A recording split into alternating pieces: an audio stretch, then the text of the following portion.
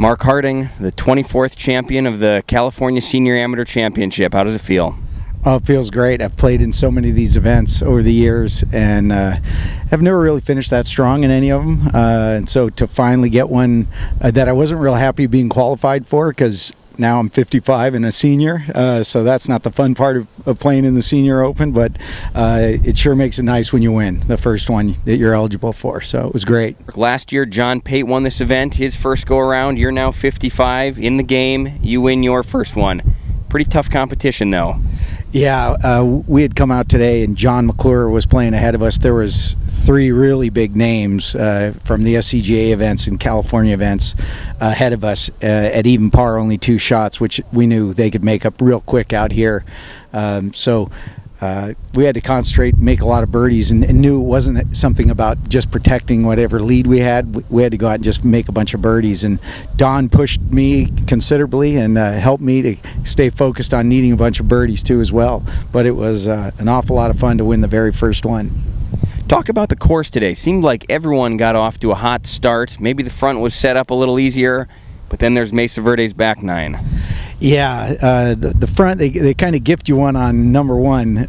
You have to make birdie there in an event like this because it's a shorter hole that everyone can get to in 2. And so some of the pins were a little more favorable, I think, on the front side.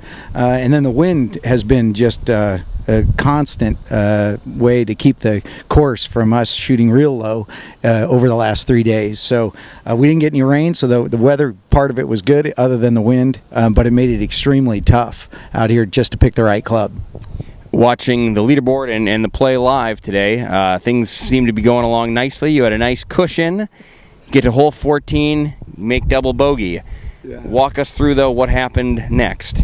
Well, I hit a bad drive. I really was driving it well all day today, and hit one bad drive that kind of rode the wind to the right and took a really bad hop and got behind some trees and had to punch out, and played a couple loose chips and ended up making 6 there.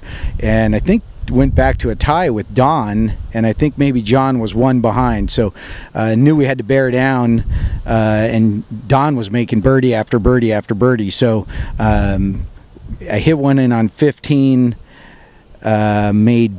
I was birdie on 15. That was a little unexpected because it was a long putt, and then Don again hit it in really stiff on 16, and really unfortunate. He had a good putt and it lipped out, and it kept me with a 1-shot cushion.